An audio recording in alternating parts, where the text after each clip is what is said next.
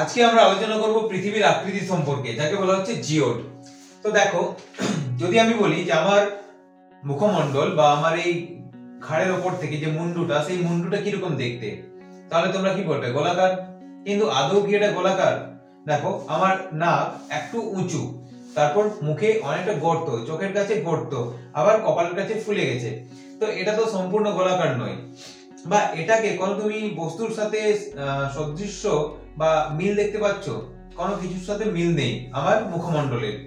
সেরকম পৃথিবীর আকৃতির সাথে আমরা ছোটবেলা থেকেই কমলা লেবু, নাশপাতি বা পেয়ারা, আপেল এইসবকে তুলনা করে আসছি, এইসব থেকে পৃথিবীর তুলনা করে আসছি। কিন্তু আদৌ কি ওইসব ফলের আকৃতি পৃথিবীর মতো? আসলে পৃথিবীর আকৃতির সাথে কোনো বস্তুর তুলনা হয় না বা মিল খুঁজে পাওয়া যায় না। পৃথিবীর আকৃতি পৃথিবীর মতোই, এই ধারণাটাকে বলা হচ্ছে জিওড। দেখো, জিওড যে শব্দটি, সেটা একটা গ্রিক শব্দ, যেটা জিও এলিস থেকে এসেছে। এবং জিওড শব্দটা দুটো শব্দের সমন্বয়ে গঠিত, যেখানে জিও এবং ইডিওস দুটো শব্দের সমন্বয়ে গঠিত।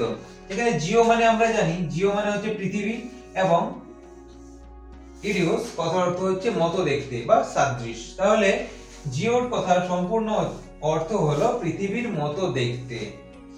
তাহলে দেখলাম পৃথিবীর মতো দেখতে যে বস্তুটা বা পৃথিবী সদৃশ, তাকে আমরা জিওড বলছি।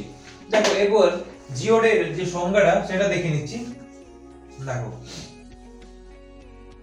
সংজ্ঞা বলছে পর্বত, মালভূমি, সমভূমি, সমুদ্রপৃষ্ঠ সহ উচ্চতার পার্থক্যযুক্ত বন্ধুর পৃথিবীর সাপেক্ষে সম অভিকর্ষজ আকর্ষণের ভিত্তিতে গড় সমুদ্রতল কল্পনা করে অঙ্কিত পৃথিবীর প্রকৃত আকৃতিকে জিওড বলা হয়।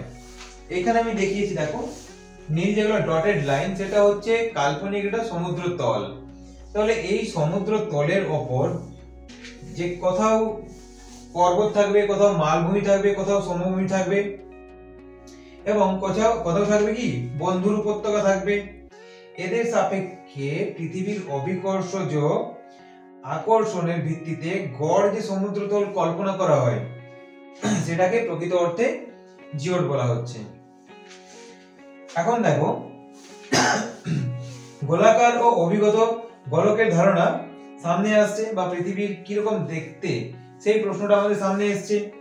তাহলে এরপরেও পৃথিবীর আকৃতি জানার জন্য মানুষের প্রচেষ্টা থেমে থাকেনি। প্রাচীনকালে পৃথিবীর আকৃতি সম্পর্কে বহু ভৌগোলিক, বহু দার্শনিক, বহু মতামত প্রকাশ করেছেন। পৃথিবীর আকার, আকৃতি, অভিযোজন, ঠিক আছে, এবং মাধ্যাকর্ষণ ক্ষেত্র সঠিকভাবে পরিমাপ করার জন্য বিজ্ঞানের শাখার জন্ম হয়, যেটাকে বলা হচ্ছে জিওডেসি। আসলে জিওডেসি হচ্ছে এই জিওড সম্পর্কে আমরা যেখানে পড়ব, মানে বিজ্ঞানের যে শাখা পৃথিবীর আকৃতি সম্পর্কে জ্ঞান দেয়, বা বিজ্ঞানের যে শাখায় পৃথিবীর আকৃতির সম্পর্কে আলোচনা করা হয়, বিজ্ঞানের সেই শাখাকে বলা হচ্ছে জিওডেসি। মানে যেখানে জিওড সম্পর্কে আলোচনা করা হয় সেটাকেই জিওডেসি বলা হচ্ছে। এরপর দেখো, জিওড শব্দটি প্রথম কে ব্যবহার করেন? জিওড শব্দটি প্রথম ব্যবহার করেন Johann Benedict Listing. Johann Benedict Listing প্রথম ব্যবহার করেন, এবং জিওডের যিনি ধারণা দেন তিনি হচ্ছেন Carl Friedrich Gauss. Carl Friedrich Gauss. বোর্ডে লিখতে গেলে অনেকটা সময় যাবে, তাই তোমাদের নোটস আমি দিয়ে দেবো, ভিডিও ডেসক্রিপশন বক্সে থাকবে নোটসের লিংক, তোমরা সেখান থেকে গিয়ে নোটসটা কালেক্ট করে নেবে। সম্পূর্ণ তথ্য দেওয়া থাকবে ওখানে, একদম পুঙ্খানুপুঙ্খভাবে এত সুন্দর করে নোটস দেওয়া থাকবে, তোমাদের ওটা প্রচুর কাজে লাগবে। মানে তোমাদের নোটসের মান অনেকটাই উন্নত হয়ে যাবে। তোমরা সেখান থেকে নোটসটা কালেক্ট করে নিও। এখন শুধু শুনে রাখো, ব্যাপারটা বুঝে রাখো কি ঘটনাগুলো ঘটছে। দেখো, এরপর দেখো একটা তথ্য বলি, এই ছবিটার দিকে তাকাও। এই যেটা ব্লু ডটেড লাইন, সেটা হচ্ছে সমুদ্র তল, কাল্পনিক সমুদ্র তল। কিন্তু আমরা জানি যে পৃথিবী পৃষ্ঠ কোথাও সমুদ্র তল থেকে উঁচু আছে। যেমন পৃথিবীকে যদি আমরা মহাকাশ থেকে দেখি, তাহলে কি দেখতে পাবো না, পৃথিবীর যে উত্তর মেরু অঞ্চল, উত্তর মেরু অঞ্চল সমুদ্রপৃষ্ঠ থেকে 20 মিটার উঁচুতে রয়েছে এবং দক্ষিণ মেরু যেটা সেটা সমুদ্রতল থেকে 20 মিটার চাপা অবস্থায় রয়েছে। তাহলে আমরা এতদিন যেটা ভাবতাম যে পৃথিবী গোলাকার, সেই ধারণা কিন্তু এখন ভুল বলে প্রমাণিত হচ্ছে। দেখো, পৃথিবীর উত্তর মেরু, এখান থেকে যদি আমি একটা মাঝখানটায় লাইন দিয়ে দিই তাহলে এটা হচ্ছে উত্তর মেরু এবং নিচেরটা হচ্ছে দক্ষিণ মেরু, এবং যদি এখান থেকে আরেকটা লাইন দিয়ে দিই তাহলে এটা হচ্ছে পূর্ব গোলার্ধ, এটা হচ্ছে পশ্চিম গোলার্ধ, ইস্ট দিয়ে দিলাম। তাহলে উত্তর মেরু হচ্ছে সমুদ্রপৃষ্ঠ থেকে 20 মিটার ফোলা এবং দক্ষিণ মেরু হচ্ছে 20 মিটার সমুদ্রপৃষ্ঠ থেকে চাপা, এবং উত্তর মেরুর মধ্যভাগ সমুদ্রপৃষ্ঠ থেকে 8 মিটার হচ্ছে চাপা, দুই দিকেই 8 মিটার চাপা হবে, এবং দক্ষিণ গোলার্ধের মধ্যাংশ তোমার সমুদ্রপৃষ্ঠ থেকে 8 মিটার উঁচুতে রয়েছে এখানেও। তো এই রূপ আকৃতি আমরা আর কোন বস্তুর মধ্যে দেখতে পাই না, তাই পৃথিবীকে আমরা কোনো বস্তুর সাথে তুলনা করতে পারি না। আরেকটা উদাহরণ দেখো, যেটা মাউন্ট এভারেস্ট এবং সবথেকে গভীর খাত যেটা প্রশান্ত মহাসাগরে আছে, তোমার মারিয়ানা খাতের চ্যালেঞ্জার ডেপথ, ওটাকে নিয়ে দেওয়া হয়েছে একটা উদাহরণ। সেখানে কি বলা হয়েছে দেখো, দেখো পৃথিবীর উচ্চতম অংশ হলো নেপালে অবস্থিত পৃথিবীর সর্বোচ্চ পর্বত মাউন্ট এভারেস্ট। আমরা জানি মাউন্ট এভারেস্টের উচ্চতা হচ্ছে 8,800, এখন 50 মিটার হয়ে গেছে, আগে 48 মিটার ছিল। মাউন্ট এভারেস্টের উচ্চতা দিনে দিনে বাড়ছে, সেটার কারণ অন্যদিন অন্য ভিডিওতে ডিসকাস করব। এবং তোমার সবথেকে যেটা নিচু অংশ সেটা হচ্ছে মারিয়ানা খাতের চ্যালেঞ্জার ডেপথ, যার গভীরতা হচ্ছে 11,033 মিটার। তাহলে এই দুটো গভীরতার পার্থক্য, মানে এই দুটোর প্রসর এর পার্থক্য 19,883, যেটা প্রায় হচ্ছে 20 কিলোমিটার। তাহলে দেখো, সব থেকে উঁচু স্থান এবং সব থেকে নিচু স্থানের মধ্যে যে উচ্চতার প্রসর সেটা প্রায় 20 কিলোমিটারের। দেখো, স্থলভাগের গড় উচ্চতা হচ্ছে 875 মিটার, মানে সম্পূর্ণ স্থলভাগের গড় যদি আমরা উচ্চতা দেখি তাহলে সেটা হচ্ছে 875 মিটার, তাই তো।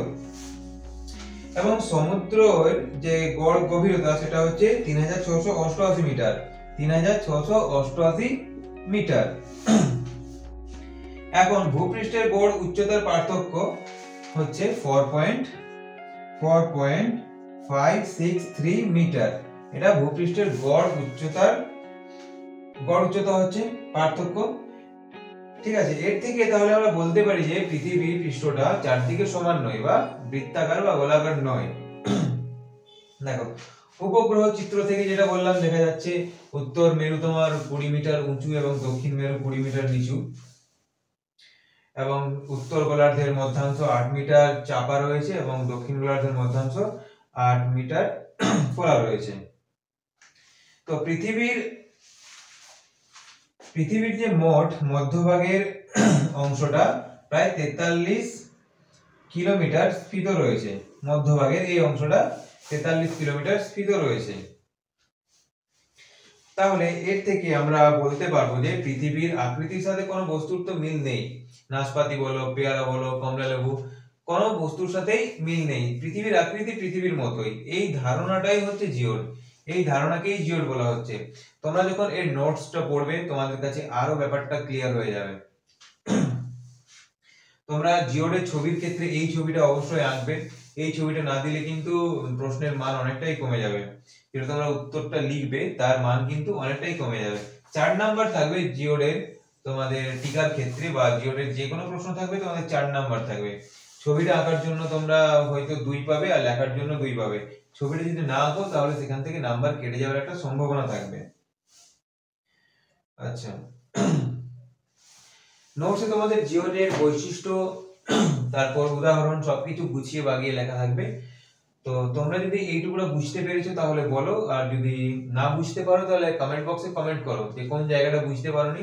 তো এর একটা সম্পূর্ণ নোট তৈরি করে নোটটা তোমাদের সামনে তুলে ধরে একটা ভিডিও বানিয়ে দেবো, তাহলে ব্যাপারটা আরো ক্লিয়ার হবে। তা না হলে তোমরা ডেসক্রিপশন বক্সে গিয়ে একটা হোয়াটসঅ্যাপ গ্রুপের লিংক দেওয়া থাকবে, ওখানে তোমরা গিয়ে নোটসটা কালেক্ট করে নেবে, তাহলে ব্যাপারটা ক্লিয়ার হয়ে যাবে পুরোটা।